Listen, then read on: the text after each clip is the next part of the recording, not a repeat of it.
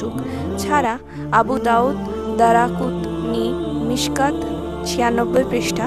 তিনি বলেন, পুরুষ মানুষের সবচেয়ে উত্তম নামাজ তার ঘরে, কিন্তু ফরজ নামাজ নয়।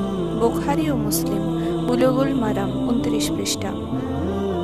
এই হাদিস দ্বারা বোঝা যায় যে ঘরে পুরুষের ফরজ নামাজ বিনা কারণে হয় না। তাই একদা আবদুল্লাহ ইবনে উম্মে মকতুম এসে যখন বললেন, ইয়া রাসূলুল্লাহ, মদিনাতে বহু কষ্টদায়ক জানোয়ার ও হিংস্র পশু রয়েছে, আর আমি অন্ধ মানুষ, আমার পক্ষে জামাতে শরীক হওয়া খুবই কষ্টকর। মুসলিমের রিওয়াতে আছে যে আমার হাত ধরে মসজিদে নিয়ে যাবার কোনো লোকও নেই। এমতাবস্থায় আপনি আমাকে জামাতে শরীক না হবার ও ঘরে নামাজ পড়ার অনুমতি দিতে পারেন কি?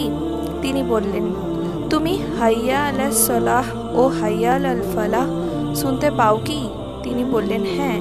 নবীজি বললেন, তাহলে আসতেই হবে।